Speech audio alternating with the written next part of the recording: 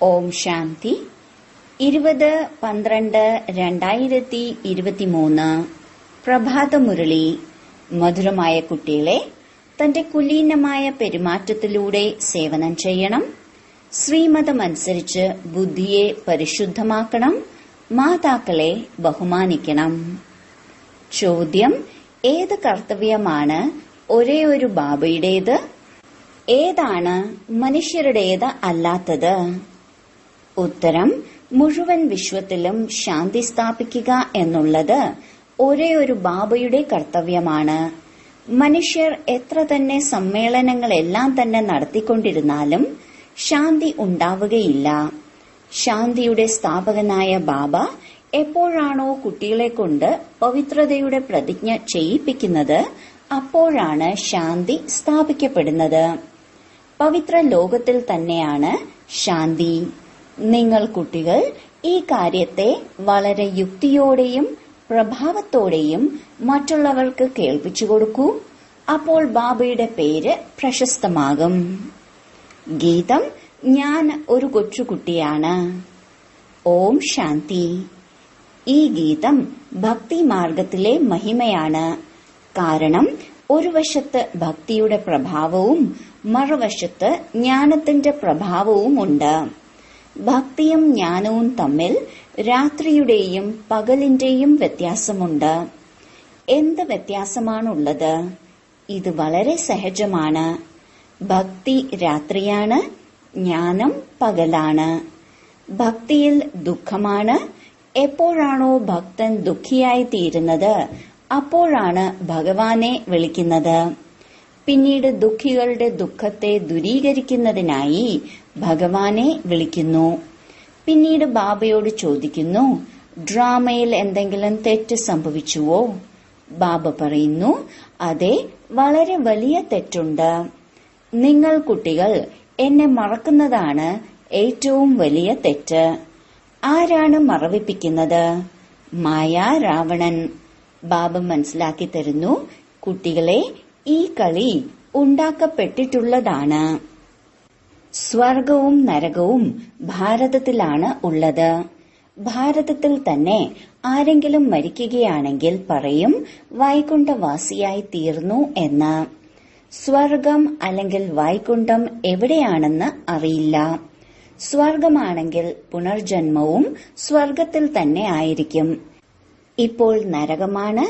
അപ്പോൾ സ്വർഗത്തിന്റെ സ്ഥാപന ഉണ്ടാകുന്നവരേക്കും പുനർജന്മവും നരകത്തിൽ തന്നെ ആയിരിക്കും.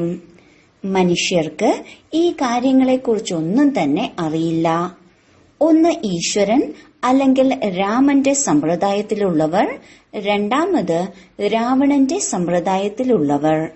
സത്യത്രേതായുഗത്തിൽ രാമന്റെ സമ്പ്രദായത്തിലുള്ളവരാണ്. അവർക്ക് ദുഃഖമില്ല. അശോക വാടികയിലാണ് വസിക്കുന്നത്. പിന്നീട് പകുതി കൽപ്പത്തിനു ശേഷം രാവണ രാജ്യം ആരംഭിക്കുന്നു. ഇപ്പോൾ ബാബ വീണ്ടും ആദി സനാതന ദേവി ദേവതാ ധർമ്മത്തെ സ്ഥാപിക്കുന്നു. അതാണ് ഏറ്റവും സർവോത്തമമായ ധർമ്മം. എല്ലാം ധർമ്മം തന്നെയാണല്ലോ. ധാർമ്മിക സമ്മേളനങ്ങൾ നടക്കാറുണ്ട്. ഭാരതത്തിൽ അനേക ധർമ്മത്തിലുള്ളവർ വന്ന് സമ്മേളനങ്ങൾ നടത്താറുണ്ട്. ഏതെല്ലാം ഭാരതവാസികളാണോ ധർമ്മത്തെ അംഗീകരിക്കാത്തവർ, അവർ എന്ത് സമ്മേളനമാണ് ചെയ്യുക? വാസ്തവത്തിൽ ഭാരതത്തിലെ പ്രാചീന ധർമ്മം തന്നെ ആദി സനാതന ദേവതാ ധർമ്മമാണ്, ഹിന്ദു ധർമ്മമല്ല. ഏറ്റവും ഉയർന്നത് ദേവതാ ധർമ്മമാണ്. ഇപ്പോൾ നിയമം പറയുന്നത് ഏറ്റവും ഉയർന്ന ധർമ്മത്തിലുള്ളവരെ സിംഹാസനത്തിൽ ഇരുത്തണമെന്നാണ്. ഏറ്റവും മുന്നിൽ ആരെയാണ് ഇരുത്തുക? ഇതിനെക്കുറിച്ചും അവർ തമ്മിൽ പലപ്പോഴും യുദ്ധം നടക്കുന്നു. എങ്ങനെയാണോ ഒരു പ്രാവശ്യം കുംഭമേളയിൽ ലഹളയുണ്ടായിരുന്നത്. ഓരോരുത്തരും പറഞ്ഞു ആദ്യം അവരവരുടെ യാത്ര തുടങ്ങണമെന്ന്. കലഹിച്ചുകൊണ്ടിരുന്നു.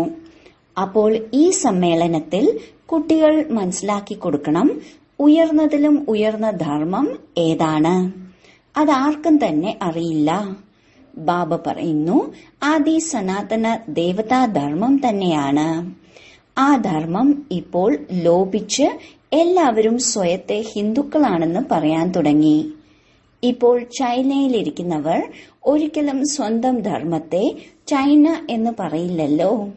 അവർ പ്രശസ്തരെന്ന് കാണുന്നവരെ മുഖ്യന്മാരായി ഇരുത്തുന്നു. നിയമമനുസരിച്ച് സമ്മേളനത്തിൽ ധാരാളം പേർ വരികയില്ല. അതാത് ധർമ്മത്തിലെ നേതാക്കന്മാരെ മാത്രമേ ക്ഷണിക്കുകയുള്ളൂ. വളരെ പേരുമായി ധാരാളം സംഭാഷണങ്ങൾ നടക്കും. അവർക്ക് നിർദ്ദേശങ്ങൾ നൽകുന്നവർ ആരും തന്നെയില്ല. നിങ്ങൾ ഉയർന്നതിലും ഉയർന്ന ദേവതാ ധർമ്മത്തിലുള്ളവരാണ്. ഇപ്പോൾ ദേവതാ ധർമ്മത്തിന്റെ സ്ഥാപനയാണ് നടന്നുകൊണ്ടിരിക്കുന്നത്. നിങ്ങൾക്ക് മാത്രമേ പറയാൻ സാധിക്കൂ ഭാരതത്തിൽ ഏതാണോ മുഖ്യമായ ധർമ്മം, ഏതാണോ എല്ലാ ധർമ്മങ്ങളുടെയും മാതാവ്, അതിലെ നേതാവിനെയാണ് സമ്മേളനത്തിൽ മുഖ്യമാക്കി വെക്കേണ്ടത്. അവരെയാണ് സിംഹാസനധാരി ആക്കേണ്ടത്. ബാക്കി എല്ലാവരും തന്നെ അതിന് താഴെയാണ്. അതുകൊണ്ട് ആരാണോ മുഖ്യമായ കുട്ടികൾ അവരുടെ ബുദ്ധി പ്രവർത്തിക്കണം. ഭഗവാൻ അർജുനന് മനസ്സിലാക്കി കൊടുക്കുന്നു. ഇതാണ് സഞ്ജയൻ. അർജുനൻ രഥിയാണ്. രഥത്തിലെ രഥവാൻ ബാബയാണ്. അവൾ മനസ്സിലാക്കുന്നു രൂപം മാറി കൃഷ്ണന്റെ ശരീരത്തിൽ പ്രവേശിച്ച് ജ്ഞാനം നൽകുന്നു എന്ന്. പക്ഷെ അങ്ങനെ ഉണ്ടാകുന്നില്ല. ഇപ്പോൾ പ്രജാപിതാവുമുണ്ട്. ത്രിമൂർത്തിയെക്കുറിച്ച് വളരെ നന്നായി മനസ്സിലാക്കി കൊടുക്കണം. ത്രിമൂർത്തിക്ക് മേൽ ശിവ് ബാബയുടെ ചിത്രം തീർച്ചയായും വേണം. അത് സൂക്ഷ്മവതനത്തിലെ രചനയാണ്. കുട്ടികൾ മനസ്സിലാക്കുന്നു വിഷ്ണുവാണ് പാലിക്കുന്നവൻ. പ്രജാപിതാവായ ബ്രഹ്മാവാണ് സ്ഥാപിക്കുന്നവൻ. അപ്പോൾ അവരുടെയും ചിത്രം ആവശ്യമാണ്. ഇത് വളരെ വലിയ വിവേകത്തിന്റെ കാര്യമാണ്. പ്രജാപിതാവായ ബ്രഹ്മാവുണ്ട് എന്നുള്ള കാര്യം ബുദ്ധിയിൽ തീർച്ചയായും ഉണ്ടായിരിക്കണം. വിഷ്ണുവും ആവശ്യമാണ്. ആരിലൂടെയാണോ സ്ഥാപന നിർവഹിക്കുന്നത് അവർ തന്നെയാണ് പാലനയ്ക്കും നിമിത്തമായി തീരുന്നത്. സ്ഥാപന ബ്രഹ്മാവിലൂടെയാണ് ചെയ്യിപ്പിക്കുന്നത്. ബ്രഹ്മാവിനോടൊപ്പം തന്നെ സരസ്വതി തുടങ്ങിയ അനേകം കുട്ടികളുമുണ്ട്. വാസ്തവത്തിൽ ഇവരും പതീതത്തിൽ നിന്ന് പാവനമായിക്കൊണ്ടിരിക്കുകയാണ്. അപ്പോൾ സമ്മേളനത്തിൽ ആദി സനാതന ദേവതാ ധർമ്മത്തിന്റെ നേതാവായ ജഗദംബയും ആവശ്യമാണ്. കാരണം മാതാക്കൾക്കാണ് അംഗീകാരം നൽകേണ്ടത്. ജഗദംബയുടെ വളരെ വലിയ മേളയാണ് നടക്കുന്നത്. അവൾ ജഗത് പിതാവിന്റെ പുത്രിയാണ്. ഇപ്പോൾ ആദി സനാതന ദേവതാ ധർമ്മത്തിന്റെ സ്ഥാപന നിർവഹിക്കുകയാണ്. ഗീതയുടെ എപ്പിസോഡ് ആവർത്തിച്ചുകൊണ്ടിരിക്കുകയാണ്. ഇത് അതേ മഹാഭാരത യുദ്ധമാണ് മുന്നിൽ നിൽക്കുന്നത്. ബാബയും പറയുന്നു, ഞാൻ കൽപ്പകൽപ്പം കൽപ്പത്തിലെ സംഗമയുഗത്തിലാണ് വരുന്നത്. ഭ്രഷ്ടാചാരിയായ ലോകത്തെ ശ്രേഷ്ഠാചാരിയാക്കി തീർക്കുന്നതിനു വേണ്ടി. ജഗദംബയെ വിദ്യാദേവി എന്ന് പറയാറുണ്ട്. അവരോടൊപ്പം ജ്ഞാനഗംഗകളുമുണ്ട്. അവരോട് ചോദിക്കാൻ കഴിയും അവർക്ക് ഈ ജ്ഞാനം എങ്ങനെ ലഭിച്ചു എന്ന്. ജ്ഞാനസാഗരനായ അച്ഛൻ ഒരാൾ മാത്രമാണ്. അവർ എങ്ങനെ ജ്ഞാനം നൽകും? അവർക്ക് തീർച്ചയായും ശരീരത്തെ ആധാരമാക്കിയെടുക്കേണ്ടതായി വരും. അപ്പോൾ ബ്രഹ്മാവിന്റെ മുഖകമലത്തിലൂടെയാണ് കേൾപ്പിച്ചു തരുന്നത്. ഈ മാതാക്കൾ മനസ്സിലാക്കി തരുന്നു. സമ്മേളനത്തിൽ അവർക്ക് ഇത് മനസ്സിലാകണം, ഉയർന്ന ധർമ്മം ഏതാണെന്ന്. ഇതാരും തന്നെ മനസ്സിലാക്കുന്നില്ല. നമ്മൾ ആദി സനാതന ദേവതാ ധർമ്മത്തിലേതാണെന്ന്. ബാബ പറയുന്നു, ഈ ധർമ്മം ലോപിച്ചു പോകുമ്പോൾ ഞാൻ വീണ്ടും വന്ന് സ്ഥാപിക്കുന്നു. ഇപ്പോൾ ദേവതാ ധർമ്മം തന്നെ ഇല്ല. ബാക്കിയുള്ള 3 ധർമ്മങ്ങളുടെ വൃദ്ധി സംഭവിച്ചുകൊണ്ടിരിക്കുന്നുണ്ട്. അപ്പോൾ തീർച്ചയായും ദേവതാ ധർമ്മം വീണ്ടും സ്ഥാപിക്കണം. പിന്നീട് ഈ എല്ലാ ധർമ്മങ്ങളൊന്നും തന്നെ ഉണ്ടാവുകയില്ല. ബാബ വരുന്നത് തന്നെ ആദി സനാതന ദേവതാ ധർമ്മത്തിന്റെ സ്ഥാപന നിർവഹിക്കാനാണ്. നിങ്ങൾ കുട്ടികൾക്ക് മാത്രമേ പറയാൻ സാധിക്കൂ ശാന്തി എങ്ങനെ സ്ഥാപിക്കും എന്നുള്ളതിനെക്കുറിച്ച്. ശാന്തിയുടെ സാഗരനാണ് പരമപിതാവായ പരമാത്മാവ്. അപ്പോൾ ശാന്തിയും തീർച്ചയായും അവർ തന്നെയാണ് സ്ഥാപിക്കുന്നത്. ജ്ഞാനത്തിന്റെ സാഗരൻ, സുഖത്തിന്റെ സാഗരൻ അവർ തന്നെയാണ്.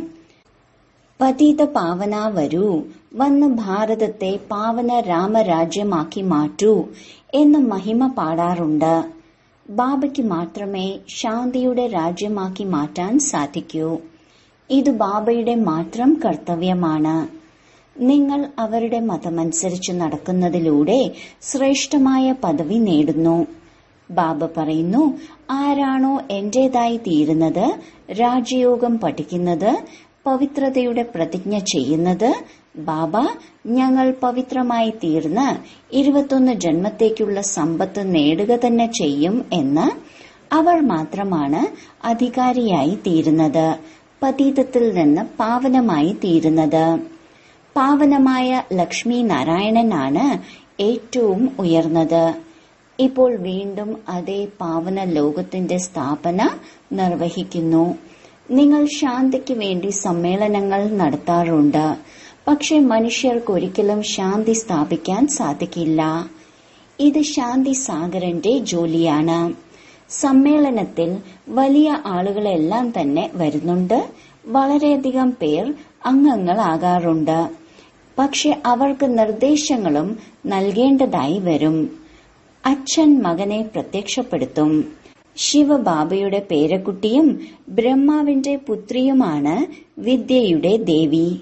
അവർക്ക് ഈശ്വരനാണ് ജ്ഞാനം നൽകിയത്. മനുഷ്യർ ശാസ്ത്രത്തിന്റെ ജ്ഞാനമാണ് പഠിക്കുന്നത്. ഇത്രയ്ക്കും പ്രഭാവത്തോടെ മനസ്സിലാക്കി കൊടുക്കുകയാണെങ്കിൽ വളരെയധികം ആനന്ദമുണ്ടായിരിക്കും. തീർച്ചയായും യുക്തി രചിക്കേണ്ടതായി വരും. ഒരു വശത്ത് അവരുടെ സമ്മേളനമുണ്ടാകും, മറുവശത്ത് നിങ്ങളുടെ സമ്മേളനവും വളരെ നല്ല രീതിയിൽ നടക്കും. പെട്ടെന്ന് തന്നെ മനസ്സിലാക്കാൻ പറ്റുന്ന തരത്തിലുള്ള വ്യക്തമായ ചിത്രങ്ങളായിരിക്കണം. ഓരോരുത്തരുടെയും കർത്തവ്യങ്ങൾ വേറെ വേറെ കാണിക്കണം. എല്ലാവരുടെയും ഒന്നായിരിക്കില്ലല്ലോ. എല്ലാ ധർമ്മങ്ങളുടെ പാർട്ടും വേറെ വേറെയാണ്. ശാന്തിക്ക് വേണ്ടി എല്ലാവരും ഒരുമിച്ച് കാര്യങ്ങൾ ചെയ്യുന്നുണ്ട്. പറയുന്നു ധർമ്മമാണ് ശക്തിയെന്ന്. പക്ഷെ ഏറ്റവും ശക്തിശാലിയായത് ആരാണ്? അവർ തന്നെയാണ് വന്ന് ആദ്യത്തെ നമ്പറിലുള്ള ദേവീ ദേവതാ ധർമ്മത്തെ സ്ഥാപിക്കുന്നത്. ഇത് നിങ്ങൾ കുട്ടികൾക്ക് മാത്രമേ അറിയൂ. ഓരോ ദിവസം കൂടുന്തോറും നിങ്ങൾ കുട്ടികൾക്ക് പോയിന്റുകൾ ലഭിച്ചുകൊണ്ടിരിക്കുന്നു. മനസ്സിലാക്കാനുള്ള ശക്തിയും ആവശ്യമാണ്. യോഗിയുടെ ശക്തി വളരെ നല്ലതായിരിക്കും. ബാബ പറയുന്നു, ജ്ഞാനീതു ആത്മാവ് തന്നെയാണ് എനിക്ക് പ്രിയം. യോഗികൾ പ്രിയരല്ല എന്നല്ല അതിനർത്ഥം. ആരാണോ ജ്ഞാനികൾ അവർ തീർച്ചയായും യോഗികളുമായിരിക്കും. പരമപിതാവായ പരമാത്മാവുമായാണ് യോഗം വെക്കുന്നത്. യോഗമില്ലാതെ ധാരണ ഉണ്ടാകില്ല. ആർക്കാണോ യോഗമില്ലാത്തത് അവർക്ക് ധാരണയും ഉണ്ടാകില്ല. കാരണം ദേഹാഭിമാനം ധാരാളമുണ്ട്. ബാബ മനസ്സിലാക്കി തരുന്നു, ആസുരീയ ബുദ്ധിയെ ദൈവിക ബുദ്ധിയാക്കി മാറ്റണമെന്ന്. കല്ല് ബുദ്ധിയെ പവിഴ ബുദ്ധിയാക്കി മാറ്റുന്നത് ഒരേ ഒരു ഈശ്വരനാകുന്ന അച്ഛനാണ്. രാവണൻ വന്ന് കല്ല് ബുദ്ധിയാക്കി മാറ്റുന്നു. അവരുടെ പേര് തന്നെ ആസുരീയ സമ്പ്രദായം എന്നാണ്. ദേവതകളുടെ മുന്നിൽ പോയി പറയുന്നു, ഞങ്ങളിൽ ഗുണമില്ല, ഞങ്ങൾ പാപികളാണ്, കാമിയാണ് എന്നൊക്കെ. നിങ്ങൾ മാതാക്കൾക്ക് നല്ല രീതിയിൽ മനസ്സിലാക്കി കൊടുക്കാൻ സാധിക്കുന്നു. മുരളി വായിക്കുന്നതിനായി അത്രയ്ക്കും സാമർഥ്യം ആവശ്യമാണ്. വലിയ വലിയ സഭകളിൽ പോയി സംസാരിക്കേണ്ടതായി വരും. മമ്മ വിദ്യാദേവിയാണ്. ബ്രഹ്മാവിനെ ഒരിക്കലും വിദ്യാദേവനെന്ന് പറയില്ല. സരസ്വതിയുടെ പേര് പ്രശസ്തമാണ്. ആരുടെ പേര് എന്താണോ അത് തന്നെയാണ് വെക്കുന്നത്. മാതാക്കളുടെ പേരിനെ പ്രശസ്തമാക്കണം. പല ഗോപന്മാർക്കും ധാരാളം ദേഹാഭിമാനമുണ്ട്. അവൾ മനസ്സിലാക്കുന്നു, ഞങ്ങൾ ബ്രഹ്മകുമാരന്മാർക്കെന്താ ജ്ഞാനത്തിന്റെ ദേവന്മാരായാൽ. ബ്രഹ്മാവ് പോലും സ്വയത്തെ ജ്ഞാനത്തിന്റെ ദേവനെന്ന് പറയുന്നില്ല. മാതാക്കൾക്ക് ധാരാളം ബഹുമാനം നൽകേണ്ടതായിയുണ്ട്. മാതാക്കളിലൂടെയാണ് ജീവിതത്തിന്റെ പരിവർത്തനം ഉണ്ടാകുന്നത്, മനുഷ്യരിൽ നിന്ന് ദേവതയാക്കി മാറ്റുന്നത്. മാതാക്കളുമുണ്ട്, കന്യകമാരുമുണ്ട്. അധർ കുമാരിയുടെ രഹസ്യത്തെക്കുറിച്ച് ആരും തന്നെ മനസ്സിലാക്കുന്നില്ല. വിവാഹം കഴിച്ചിട്ടുണ്ടെങ്കിലും ബ്രഹ്മകുമാരിമാരാണ്. ഇത് വളരെയധികം അത്ഭുതകരമായ രഹസ്യമാണ്. ആർക്കാണോ ബാബയിൽ നിന്ന് സമ്പത്തെടുക്കേണ്ടത് അവർ മനസ്സിലാക്കും. ബാക്കി ആരുടെയാണോ ഭാഗ്യത്തിലില്ലാത്തത് അവർ എന്ത് മനസ്സിലാക്കാനാണ്? തീർച്ചയായും പദവി നമ്പർ വൈസാണ്. അവിടെയും ചിലർ ദാസദാസിമാരാണ്, ചിലർ പ്രജകളാണ്. പ്രജകളും ആവശ്യമാണ്. മനുഷ്യ സൃഷ്ടിയുടെ വൃദ്ധി സംഭവിക്കുന്തോറും പ്രജകളുടെയും വൃദ്ധിയുണ്ടാകുന്നു. അപ്പോൾ ഇങ്ങനെയുള്ള സമ്മേളനങ്ങളെല്ലാം ഉണ്ടാകുമ്പോൾ അതിനുവേണ്ടി ആരെയാണോ മുഖ്യമെന്ന് മനസ്സിലാക്കുന്നത് അവരെ തയ്യാറാക്കണം. ജ്ഞാനമില്ലാത്തവർ ചെറിയ കുട്ടിയെപ്പോലെയാണ്. ചിലരുടെ ബുദ്ധി വളരെ നല്ലതാണ്. മുഴുവൻ ആധാരവും ബുദ്ധിയിലാണ്. ചെറിയവർ പോലും വളരെയധികം തീവ്രഗതിയിൽ മുന്നോട്ടു പോകും. ചിലരുടെ മനസ്സിലാക്കി കൊടുക്കുന്നതിൽ വളരെ മാധുര്യമുണ്ടാകും.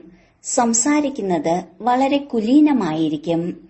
അപ്പോൾ മനസ്സിലാകും ഇത് വളരെ പരിശുദ്ധമായ കുട്ടിയാണെന്ന്. പെരുമാറ്റത്തിലൂടെയും പ്രത്യക്ഷത ഉണ്ടാകുമല്ലോ. കുട്ടികളുടെ പെരുമാറ്റം വളരെ രാജകീയമായിരിക്കണം. രാജകീയതയ്ക്ക് നിരക്കാത്ത ഒരു കർമ്മവും ഉണ്ടാകരുത്. പേര് മോശമാക്കുന്നവർക്ക് ഉയർന്ന പദവി നേടാൻ സാധിക്കില്ല. ശിവ് ബാബയുടെ പേര് മോശമാക്കുന്നുവെങ്കിൽ ബാബയ്ക്കും മനസ്സിലാക്കി തരാനുള്ള അവകാശമുണ്ട്. ശരി, വളരെ കാലത്തെ വേർപാടിന് ശേഷം തിരിച്ചു കിട്ടിയ മധുരമധുരമായ ഓമന സന്താനങ്ങൾക്ക് മാതാവും പിതാവുമായ ബാബ്ദാദയുടെ സ്നേഹസ്മരണകളും പുലർക്കാല വന്ദനവും. ആത്മീയ പിതാവിന്റെ ആത്മീയ കുട്ടികൾക്ക് നമസ്കാരം. രാത്രി ക്ലാസ്. ഇപ്പോൾ നിങ്ങൾ കുട്ടികൾ മനസ്സിലാക്കുന്നു, ഞങ്ങൾ ജീവാത്മാക്കൾ പരമപിതാവായ പരമാത്മാവിന്റെ സന്മുഖത്താണ് ഇരിക്കുന്നതെന്ന്. ഇതിനെയാണ് മംഗള മിലനമെന്ന് പറയുന്നത്. മംഗളം ഭഗവാൻ വിഷ്ണു എന്ന് പാടാറുണ്ടല്ലോ. ഇപ്പോൾ മിലനത്തിന്റെ മംഗളമല്ലേ? ഭഗവാൻ വിഷ്ണു കുലത്തിലേക്കുള്ള സമ്പത്താണ് നൽകുന്നത്. അതുകൊണ്ടാണ് മംഗളം ഭഗവാൻ വിഷ്ണു എന്ന് പറയുന്നത്. ബാബ എപ്പോഴാണോ ജീവാത്മാക്കളുമായി കണ്ടുമുട്ടുന്നത് അപ്പോൾ മിലനം വളരെ സുന്ദരമാണ്. നിങ്ങളും മനസ്സിലാക്കുന്നു നമ്മൾ ഈശ്വരന്റെ മക്കളായി തീർന്നിരിക്കുന്നു എന്ന്. ഈശ്വരനിൽ നിന്ന് തന്റെ സമ്പത്ത് എടുക്കുന്നതിനായി. കുട്ടികൾക്കറിയാം ഈശ്വരന്റെ സമ്പത്തിനു ശേഷം പിന്നെ ദൈവിക സമ്പത്ത് ലഭിക്കുന്നു. അതായത് സ്വർഗത്തിൽ പുനർജന്മം ലഭിക്കുന്നു. അപ്പോൾ നിങ്ങൾ കുട്ടികൾക്ക് സന്തോഷത്തിന്റെ അതിര് കടക്കണം. നിങ്ങളെപ്പോലെയുള്ള സൗഭാഗ്യശാലികൾ വേറെ ആരും തന്നെയില്ല. ലോകത്തിൽ ബ്രാഹ്മണ കുലത്തിലുള്ളവരല്ലാതെ മറ്റാരും തന്നെ ഭാഗ്യശാലികളല്ല. വിഷ്ണു കുലത്തിലുള്ളവർ പോലും രണ്ടാമത്തെ നമ്പറിലാണ്. അത് ദൈവിക മടിത്തട്ടാണ്. ഇപ്പോൾ ഈശ്വരന്റെ മടിത്തട്ടാണ്. ഇത് തന്നെയാണല്ലോ ഏറ്റവും ഉയർന്നത്. ദിൽവാഡ ക്ഷേത്രം ഈശ്വരീയ മടിത്തട്ടിലുള്ളവരുടെ ക്ഷേത്രമാണ്. ജഗദംബയുടെ ക്ഷേത്രമുണ്ടെങ്കിലും അതിലൂടെ സംഗമയുഗത്തിന്റെ സാക്ഷാത്കാരം ഉണ്ടാകുന്നില്ല. ഈ ദിൽവാഡ ക്ഷേത്രമാണ് സംഗമയുഗത്തിന്റെ ഓർമ്മചിഹ്നം. കുട്ടികൾക്ക് എത്രത്തോളം വിവേകമുണ്ടോ അത്രയ്ക്ക് മറ്റാർക്കും തന്നെ ഉണ്ടാകുന്നില്ല. നിങ്ങൾ ബ്രാഹ്മണർക്കുള്ള വിവേകം ദേവതകൾക്ക് പോലുമില്ല. നിങ്ങൾ സംഗമയുഗി ബ്രാഹ്മണരാണ്. അവർ സംഗമയുഗി ബ്രാഹ്മണരുടെ മഹിമയാണ് പാടുന്നത്. പറയുന്നു ബ്രാഹ്മണർ തന്നെയാണ് ദേവതകളായി തീരുന്നതെന്ന്. അപ്പോൾ അങ്ങനെയുള്ള ബ്രാഹ്മണരെയാണ് നമിക്കുന്നത്. ബ്രാഹ്മണർ തന്നെയാണ് നരകത്തെ സ്വർഗമാക്കി മാറ്റുന്നതിന്റെ സേവനം ചെയ്യുന്നത്. അങ്ങനെയുള്ള കുട്ടികൾക്ക്, അതായത് ബ്രാഹ്മണർക്ക് നമസ്കാരം. ശരി, ഗുഡ് നൈറ്റ്. ധാരണയ്ക്കുള്ള മുഖ്യസാരം: 1. ബാബയുടെ പ്രിയപ്പെട്ടവരാകുന്നതിന് വേണ്ടി ജ്ഞാനിയും യോഗിയും ആയിത്തീരണം. ദേഹാഭിമാനത്തിലേക്ക് വരരുത്. 2. മുരളി വായിക്കാനുള്ള സാമർഥ്യം കാണിക്കണം. തന്റെ പെരുമാറ്റത്തിലൂടെ ബാബയെ പ്രത്യക്ഷപ്പെടുത്തണം. വളരെ മധുരമായി സംസാരിക്കണം. വരദാനം: കർമ്മഭോഗത്തെ കർമ്മയോഗത്തിലേക്ക് പരിവർത്തനം ചെയ്ത് സേവയ്ക്ക് നിമിത്തമായി മാറുന്ന ഭാഗ്യവാൻ ആത്മാവായി ഭവിക്കട്ടെ. ശരീരത്തിന്റെ കർമ്മക്കണക്ക് ഒരിക്കലും പ്രാപ്തിയുടെയോ പുരുഷാർത്ഥത്തിന്റെയോ മാർഗത്തിൽ വിഘ്നമായി അനുഭവപ്പെടരുത്. സേവനത്തിൽ നിന്ന് വഞ്ചിക്കപ്പെടാൻ ഒരിക്കലും ശരീരം കാരണമാകരുത്. ഭാഗ്യവാനായ ആത്മാവ് കർമ്മഭോഗ സമയത്തു പോലും ഏതെങ്കിലും പ്രകാരത്തിലുള്ള സേവനത്തിന് നിമിത്തമായി മാറുന്നു. കർമ്മഭോഗം അത് ചെറുതാകട്ടെ വലുതാകട്ടെ, അതിന്റെ കഥയുടെ വിസ്താരത്തിലേക്ക് പോകരുത്. അതിനെ വർണ്ണിക്കുക, അർത്ഥം സമയവും ശക്തിയും വ്യർത്ഥമായി ചെലവാക്കുക എന്നാണ്. യോഗി ജീവിതം എന്നാൽ കർമ്മഭോഗത്തെ കർമ്മയോഗത്തിലേക്ക് പരിവർത്തനം ചെയ്യുക എന്നതാണ്. ഇതുതന്നെയാണ് ഭാഗ്യവാന്റെ ലക്ഷണം. സ്ലോഗൻ: ദൃഷ്ടിയിൽ ദയയും ശുഭഭാവനയും ഉണ്ടെങ്കിൽ അഭിമാനത്തിന്റെയും അപമാനത്തിന്റെയും ദൃഷ്ടി സമാപ്തമാകും. ഓം ശാന്തി.